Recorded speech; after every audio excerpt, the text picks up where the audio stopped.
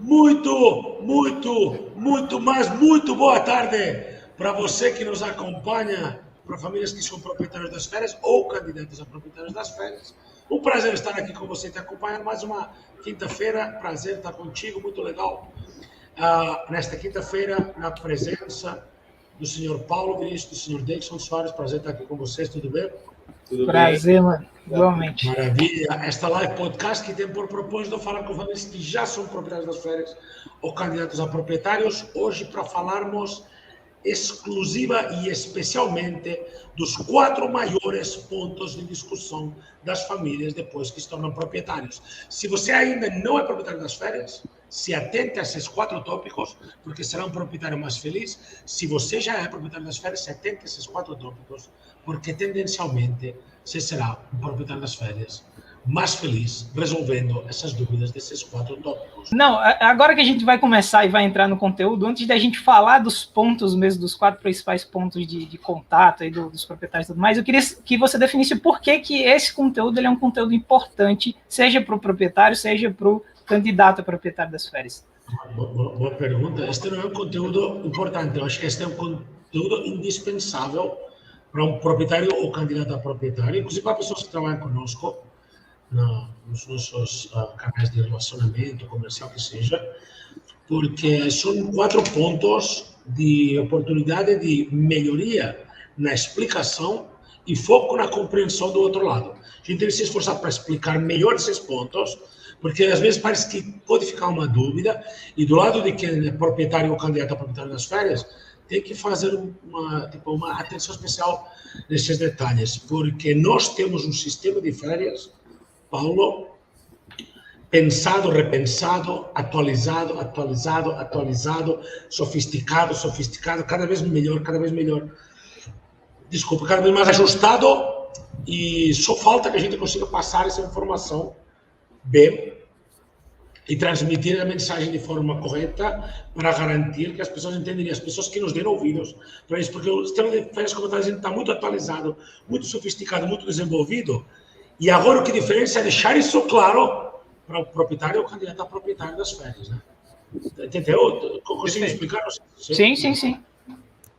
Esses 4 pontos são fundamentais, Paulo, porque isso vai garantir o sucesso da nossa relação e, como consequência, o futuro das suas férias. Isso vai garantir. Ter esses 4 pontos bem orientados vai garantir isso. Por isso temos que nos esforçar mais em explicar, em esclarecer, e o proprietário das férias tem que se preocupar do lado dele de prestar atenção a esses pontos em especial. Eu não sei como você enxerga isso, mas eu gostaria de que Deison, desde a sua perspectiva, nos desse sua visão sobre um desses 4 tópicos. Eu não vou adiantar os 4, mas vou adiantar que o primeiro é sobre disponibilidade. Esse é um tópico de discussão que, se é bem esclarecido, faz a vida de todo mundo super feliz, e se não, gera transtorno, não gera paz. Então, essa dúvida a gente quer esclarecer. E eu queria, Deison, que você, desde a sua posição, desse sua visão sobre disponibilidade, depois eu dou. Perfeito. Bom, boa tarde a todo mundo, né? Disponibilidade é um tema bastante discutido, né? É um tema de muita dúvida do casal, porque a gente, quando fala de disponibilidade, a gente fala da usabilidade, né? Quando alguém compra algo, e principalmente se tratando de serviço, o primeiro medo que essa pessoa tem, né, é que talvez não vá receber um bom serviço, que talvez não vá conseguir usar da forma como estão falando que vai usar, porque na hora de vender, tudo é muito bonito na hora de vender, né? Então, o casal, o cliente, ele tende a sempre estar com o pé atrás com relação a esse ponto. E daí, a forma mais que eu tenho, né, na minha cabeça, a forma mais clara de falar sobre disponibilidade é falar exatamente tal qual como é, sabe? Sem inventar, sem criar coisas, a gente fala o que é. O casal ele tem que ter a consciência de que disponibilidade tem, que ele vai viajar, porém que isso não é um tapete mágico, não é da noite para o dia, e é preciso ter bom senso, né? Isso que faz parte do nosso speech, né, por tantos anos, não é um tapete mágico, ter bom senso. E a disponibilidade, ela tem bastante, só que até pelo Booking, até pelo Decolar, disponibilidade vai depender de como você se planeja, né? Se você quiser fazer o Natal Luz em Gramado até pelo Booking, reservando em cima da hora, é uma coisa que não vai ser possível. Então, por que com a gente tem que ser a qualquer hora e a todo momento, né? Não é bem por aí. Então, é preciso que o casal ele tenha a consciência, que o sócio ele tenha a consciência de que ele precisa ter bom senso na hora de usar e de reservar. Por outro lado, né, a empresa, que é algo sensacional, está sempre buscando, né, novas parcerias, está sempre buscando comprar mais semanas para ter mais disponibilidade para estar oferecendo. Então, o nosso sócio que se tornou sócio há 2 anos atrás, ele não tinha nem metade das disponibilidades que a gente tem hoje, já era feliz e já viajava. Imagina hoje, né? Imagina daqui a Em janeiro deste ano, a gente não tinha metade do que tem hoje. Não tinha. E a tendência é que isso siga crescendo, né? Então, o que é disponibilidade? Quanto mais opções eu tenho de hotéis, né, mais fácil eu vou conseguir mandar. Agora, o que o cliente tem que entender é que às vezes ele escolhe o hotel X naquele lugar X, naquela data X. E não é bem por aí, né? Se a gente tem disponibilidade aí, obviamente, ele vai conseguir viajar sem problema nenhum. Porém, ele tem que estar aberto, estar com a mente aberta de que, olha, posso não ter naquele hotel, mas eu tenho um outro que é tão bom quanto. Posso não ter nessa data, mas eu tenho aqui um dia depois, ou na outra semana, que às vezes é até melhor. Então, ele tem que estar aberto a essa flexibilidade para organizar, porque é assim que ele vai viajar mais e melhor. Perfeito. Dixon, eu acho que essa explicação do bom senso fica mais profunda quando a gente exemplifica. Por isso eu queria dar alguns exemplos sobre isso. Nosso sistema, por regra, você pode reservar com 2 dias até 2 anos de antecedência das suas férias. E ontem, você e eu estamos em um grupo onde tem relação, supervisão de relacionamento com o membro, com o proprietário, e supervisão das tuas equipes comerciais, porque os dois estão no mesmo grupo. Né? Não sei se você lembra do grupo que eu estou me referindo. E ontem tinha um cliente proprietário das férias que falou para uma das tuas gerentes ou coordenadoras que não tinha disponibilidade em 2023, no destino que ela pediu. Como é possível que não tenha disponibilidade em 2023 para viajar? A verdade era incompleta. Não tem disponibilidade em 2023 para viajar com IMG em Bonito, por exemplo. Ou não tem disponibilidade para viajar ainda agora, hoje. Pode ser que daqui uma semana muda, mas até agora não tem disponibilidade para viajar para Fernando de Noronha. Porque você só pode viajar com IMG nos 52 destinos da IMG e com Interval nos 3.200 destinos de Interval. Se você quer um lugar, uma cidade onde não tem formas de a gente te ajudar a viajar lá. Interval tem um sistema que chama Hotel Exchange, que basicamente intercambia sua semana por diárias nesses lugares, mas não tem a disponibilidade. Isso é normal. Por outro lado, eu queria dizer que estamos vivendo um momento nunca antes vivido na história dos tempos modernos da humanidade. E o momento é o seguinte: houve uma repressão de 2 anos, quase, onde pessoas não puderam viajar em normalidade. Cara, não sei tu, ou você que está nos ouvindo, mas eu não consegui viajar com normalidade durante os últimos 2 anos. Eu fui privado da minha liberdade de viajar onde eu queria, quando eu queria. E isso gera um sentimento repressivo. E quando as pessoas fomos tomando a nossa segunda dose da vacina, na medida que isso foi acontecendo, foi passando o período de 15 dias de imunização depois da vacina, todos nós temos começado. Eu acho que eu comprei minha passagem aérea menos que 48 horas depois da segunda dose, sabe? Muito rápido. Tomei a segunda dose, 48 horas já comprei uma passagem para viajar. Vou para Barcelona daqui a pouco e vou estar lá e vou falar com vocês de lá em live também, né? Mas vou estar lá. E eu digo isso porque, assim como eu fiz isso, muitas pessoas fizeram isso. Penso que isso até você, talvez, né? Começou a considerar a viagem uma série depois da segunda dose. Já tomou a segunda dose? Tomei a segunda dose e... Deixa eu só dar um exemplo. Estou te ouvindo, mas deixa eu só concluir aqui um exemplo. Não, tudo bem. Assim como eu e você, e milhares e milhares, e talvez centenas de milhares de pessoas tomamos a segunda dose e começamos a planejar a viagem, isso aconteceu na empresa. Então, nesse momento, por exemplo, viajar em momentos de alta temporada está muito difícil. A gente está esperando que esse superfluxo, esse fluxo extra de demanda de viagem, vai ficar encaixando no calendário até final de 2022. Mas realmente, gente, muitas pessoas, a gente não deixa ninguém perder uma semana por causa de uma pandemia, então ninguém perdeu uma semana, ninguém perdeu nada, mas a gente vai ter que pôr essas semanas no calendário encaixadas em 2022 para não ter problema. Por um lado, isso, situação especial, momento único no mundo. Se você está vendo disponibilidade hoje, está pensando nisso hoje, momento único, momento especial. Agora eu vou para um exemplo prático. Sabe, se você pensa em se hospedar em Rio de Janeiro, em Réveillon, por exemplo, e você pensa em fazer isso e decide fazer isso dia 27 de dezembro, em um ano normal, e você só aceita Beira-Mar, você só aceita lá a Copacabana, só aceita a Avenida Atlântica lá, só aceita essas condições, só aceita uma propriedade que cabe, sei lá, 3 pessoas ou 4 pessoas, padrão IMG, que você consiga ver os fogos lá desde a varanda do quarto. Se você só aceita essas condições e os quartos dessas configurações estão todos ocupados, a gente não consegue nem construir um quarto a mais e também não consegue tirar uma pessoa que já combinou, confirmou antes do que você.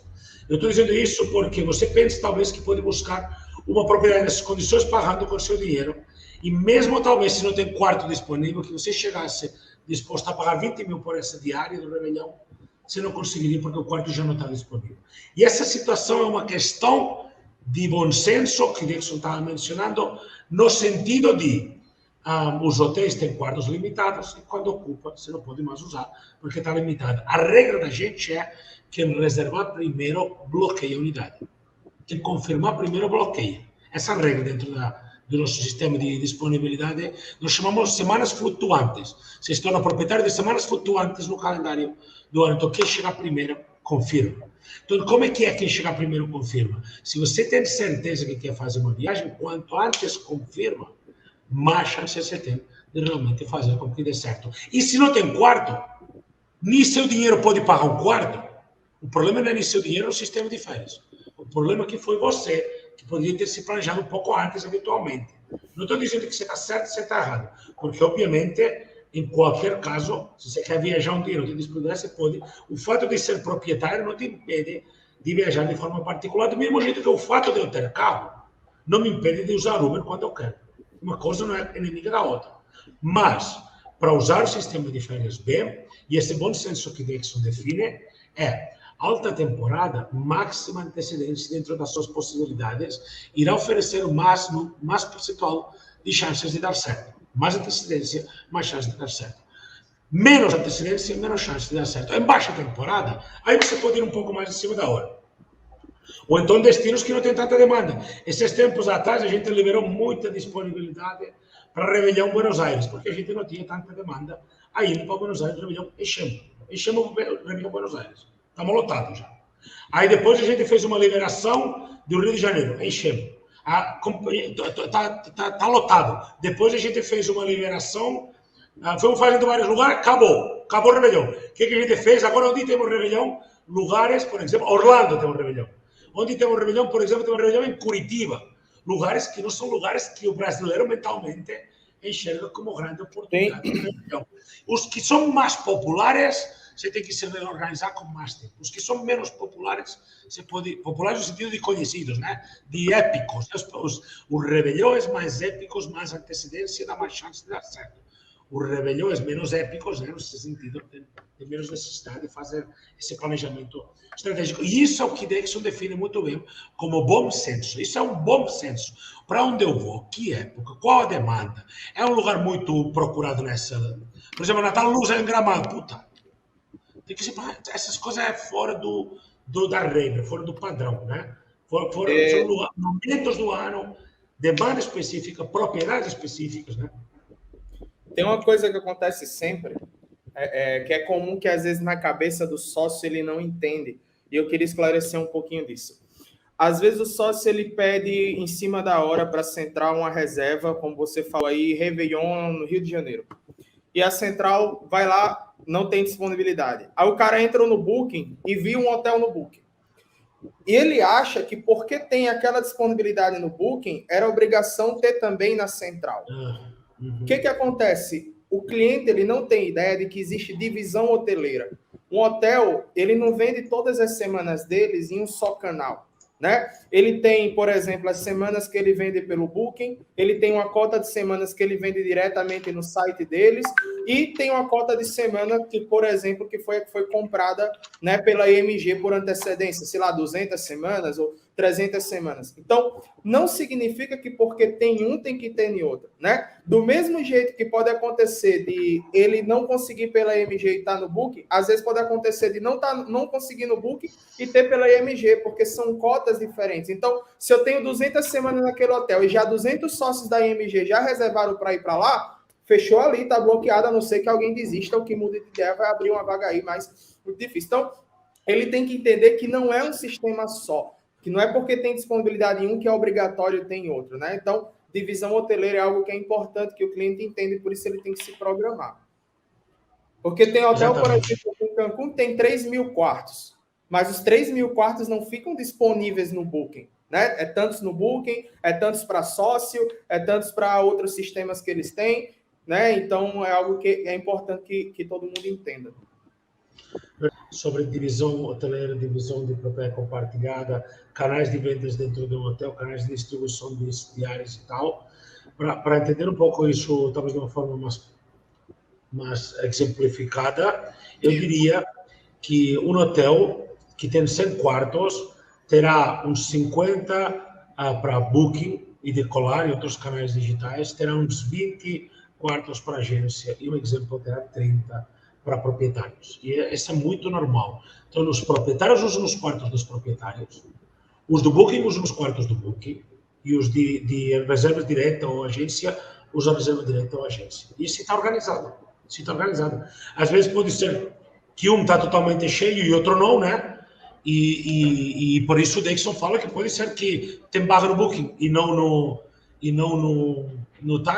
propriedade compartilhada e ao contrário, né, no sistema diferente. Dando continuidade, cara, eu estou percebendo aqui, a gente tem 30 minutos de live por semana, no máximo, e a gente está com 21, tá bom? Então é possível que a gente não consiga preencher os 4 pontos de discussão, os 4 pontos de dúvidas principais. E talvez por esse motivo, gostaria de discutir um pouco sobre o ponto, o que vocês acham? Vamos tratar o ponto número 3, sobre condomínio de férias e taxa de utilização. Pode ser? Vamos. Bora. Essa semana que temos o ponto 2 e o 4, e deixamos organizadas. E dividimos em 2 parcelas, porque senão a gente vai fazer mal. A gente vai resumir e o conteúdo não vai ficar bem detalhado, né? Total. Então vamos lá. A gente destrinchou um pouco sobre disponibilidade. A gente aceita comentários ou dúvidas até para novos conteúdos, quem quiser deixar alguma visão sobre isso. E vamos para condomínio de férias e taxa de utilização. A família se torna proprietária das férias do mesmo jeito que você se torna proprietário da sua casa. E eu imagino que você entende o valor e o benefício de estar num clube de férias de proprietários, onde as propriedades estão mantidas num padrão que garante que terá uma hospedagem satisfatória. E isso não é perfeito, porque a gente vive momentos de tudo na vida, mas tipo, que 90%, 95% serão uma hospedagem satisfatória ao ponto de vista de todos nós. E isso não é grátis. A recepção cuidada, ou um serviço de recepção, ou lençol trocado, ou limpeza todos os dias, ou estacionamento, conta de energia, você é proprietário de um pedaço específico de um bem. E tem um direito que te protege para isso para sempre. O que acontece? A gente rateia toda essa recepção, a gente rateia energia, a gente rateia Wi-Fi, a gente rateia limpeza, piscinas, gramados, tudo que tiver dentro das propriedades, a gente rateia tudo isso e divide por unidade. E dentro de cada unidade, divide pelo número de semanas das quais você é proprietário.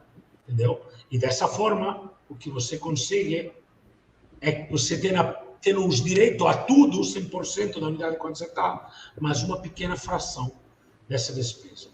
Obviamente, se ninguém não pagasse a despesa da sua casa, cortaria a luz, eu acho. E você ficaria... Ou a internet.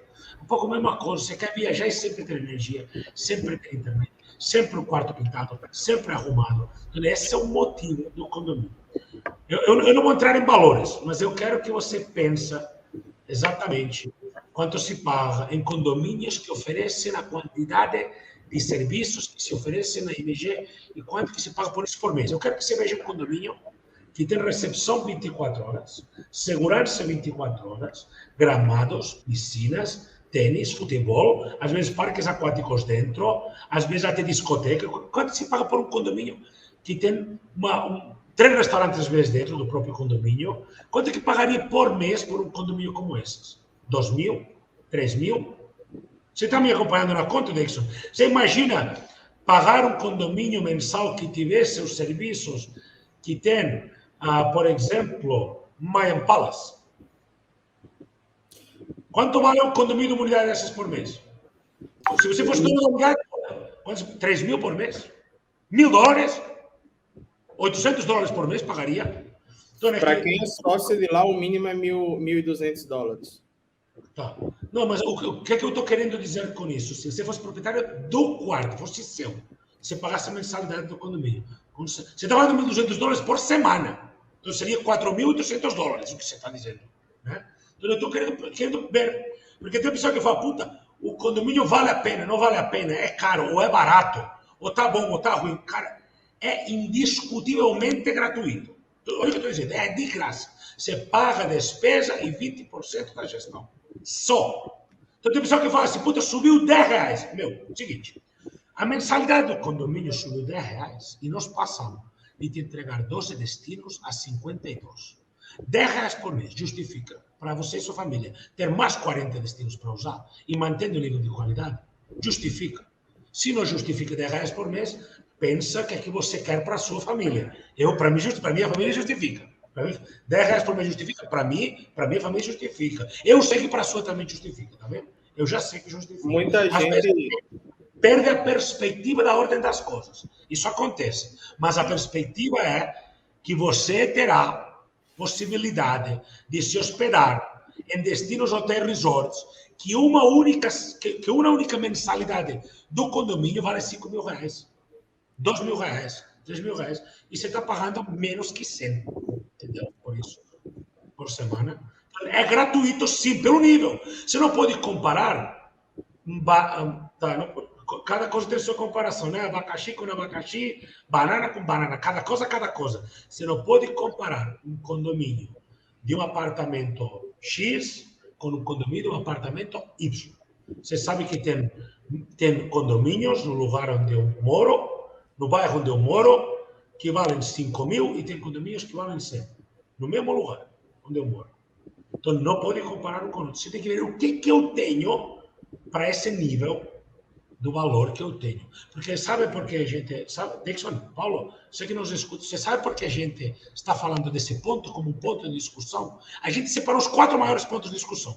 Vamos falar hoje de 2, disponibilidade. Estamos falando de economia.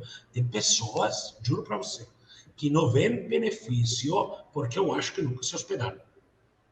Tem pessoas que pensam, puta, tudo isso eu tenho que pagar. Não, desculpa. É o seguinte, se você fosse se hospedar nesse hotel, na época que você vai, com o número de pessoas que você vai, você pagaria R$8.000. Você está pagando parcela de 90 conto de 100 conto de economia, você está garantindo que está a unidade em boas formas de uso. Você não está pagando nada para se hospedar. Você está só garantindo que está cuidando do imóvel onde você se hospeda e você vai continuar se hospedando.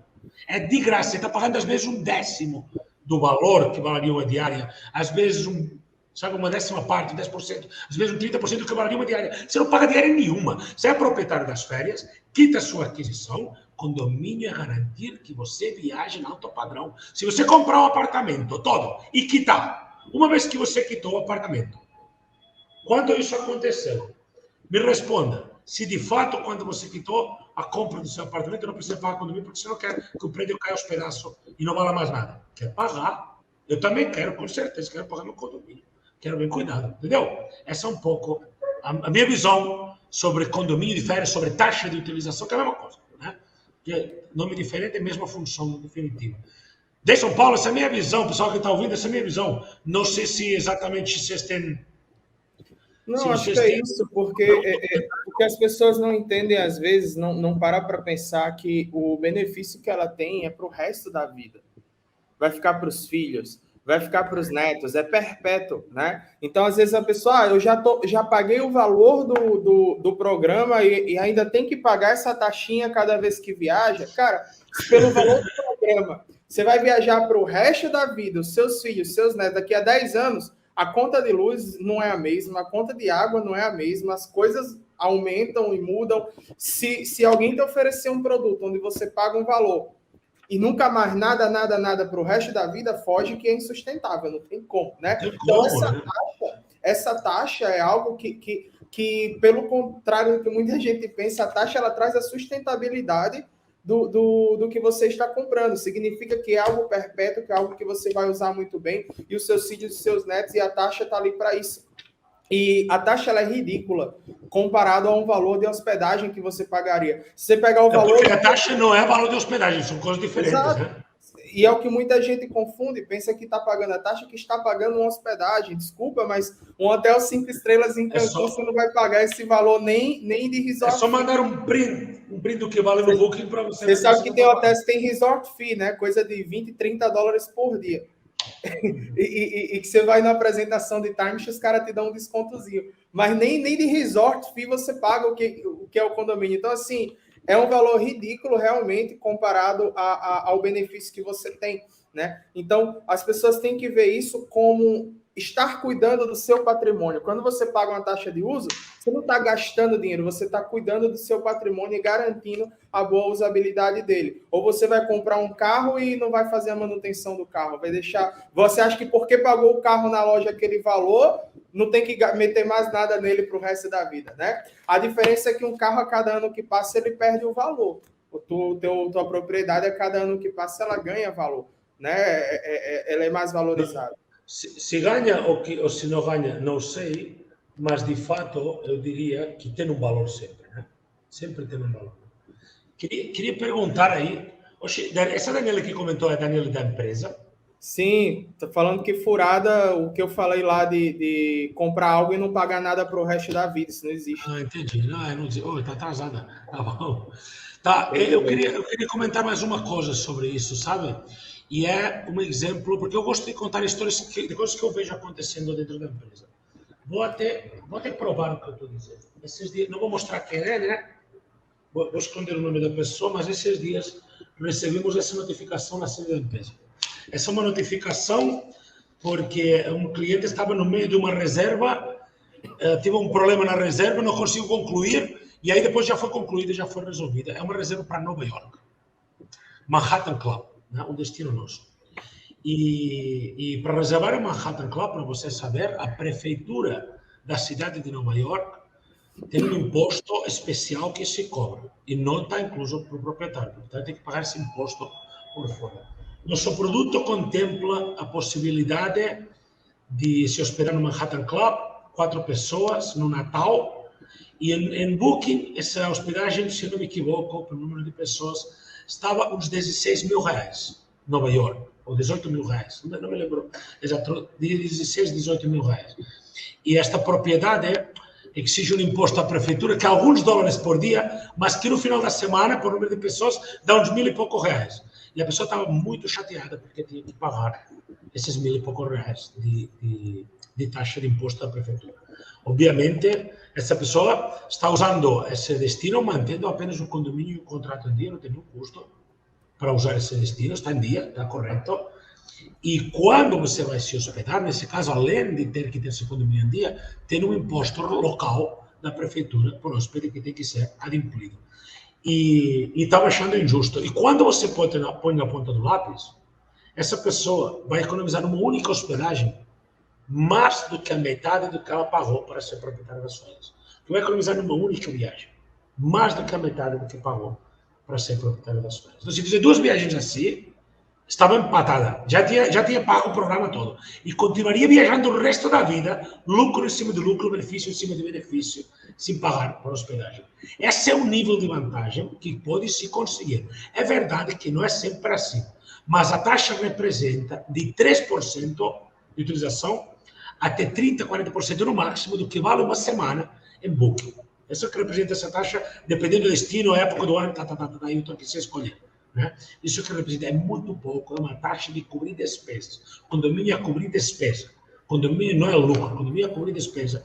Então, quando você acha pesquisa aqui, muito pouco, se pergunte exatamente comparado com o quê? Né? Condomínio é muito pouco comparado com o quê? Né? Comparado com um hotel que vale $4.000 o mês, uma mensalidade de condomínio, comparado com um quarto de hotel que vale R$100 de mensalidade. Diga, Paulo, diga, me perdi. Não, eu fiz a pesquisa aqui, até do Manhattan Club aqui, para o período do Natal, deu 14.000 mais 2.300 de imposto e taxa. É o que eu falei, R$16.000, né? 16.000 ou 17.000 por aí, né?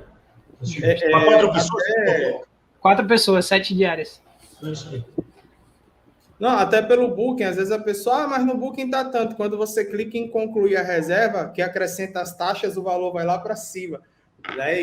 E tudo tem taxa. Né? Mas o que a gente busca com isso é realmente a gente quer abrir um espaço no Brasil para que famílias que gostam de viajar, que têm senso de responsabilidade para esse momento com a família e de paz para eles mesmos, de o tempo de realmente que a contraprestação para o esforço do ano todo, quebrar um paradigma contra os meios de hospedagem tradicionais. A outra forma de viajar, existe uma outra forma. Essa forma não é indo nos meios tradicionais, é como proprietário das férias. E essa forma de viajar como proprietário das férias oferece uma vantagem absurda, porque você é proprietário e você acaba não tendo que pagar o valor que vale uma semana como essa em Nova York, que a gente estava dizendo, 16.000. E não é sempre que se terá esse nível de vantagem tão claro na sua frente. Outras vezes está 1.000 abaixo, 2.500, cada viagem é uma viagem, às vezes 10.000, 3.000, né? Cada viagem é uma viagem, mas o benefício é óbvio. E a longo prazo, cada ano que passa, é maior o benefício que você tem, porque você congelou o valor da aquisição. Né? Você vê, você comprou uma casa no Brasil, a gente fez esse estudo, no ano 94, não, desculpa, no ano 99, em 2019, essa casa valia 4,5 vezes a mais. Né? Então, tendencialmente, nos próximos 20 anos, ser proprietário das férias terá aumentado 4,5 vezes de valor, tendencialmente. Se não for, também não importa, porque sua vantagem e seu benefício é usar mais e mais e mais. E cada vez você usa, tem essa vantagem financeira. E isso é o valor do produto. Não pensar em quanto vai valorizar ou não vai, porque eu acho que não é por aí. E nada, eu acho que já passamos muito tempo. Não sei se tem um comentário, Paulo Dexon. Não, cara. Tá perfeito. Acho que você falou aí do Manhattan, né? Às vezes as pessoas falam assim, mas não, talvez porque não tem a vivência ainda, não tem a ideia do padrão de hotel, né? Quando uma pessoa se hospeda no The Manhattan Club, Nova York, ela começa a ver que foi barato demais, né? Porque ainda não tem essa experiência. Quando você começa a viajar, você começa a conhecer, a história é outra. Né? Perfeito. Pessoal, a Grace fez um apontamento a respeito do imposto lá em Cancún também. Existe em vários lugares, só que em Cancún é mais baixo do que em dólar, viu? Sim, aqui é mas tudo bem. Mas tudo bem. Gente, quero agradecer muito que você que nos acompanhou. Se você gostou do que você ouviu, a gente espera que sua contribuição seja um like. Nos siga neste canal do YouTube, nos siga nos nossos Instagram, nos siga nos nossos mídias sociais, porque isso é o que faz dar valor ao nosso conteúdo. Nós vamos continuar fazendo conteúdo sempre, porque nós sabemos que esse conteúdo que a gente faz vai melhorar em algum porcento, que seja bem pouquinho, em alguma sua visão sobre o sistema de férias. Hein? Se junta aqui no grupo do WhatsApp, que está o link aqui na descrição desta live. Te agradeço demais por ter estado aqui. Agradeço a você, Paulo, você, Dexon, você desde casa. Forte abraço, boas férias, boas viagens. Tchau, tchau, tchau, tchau, tchau.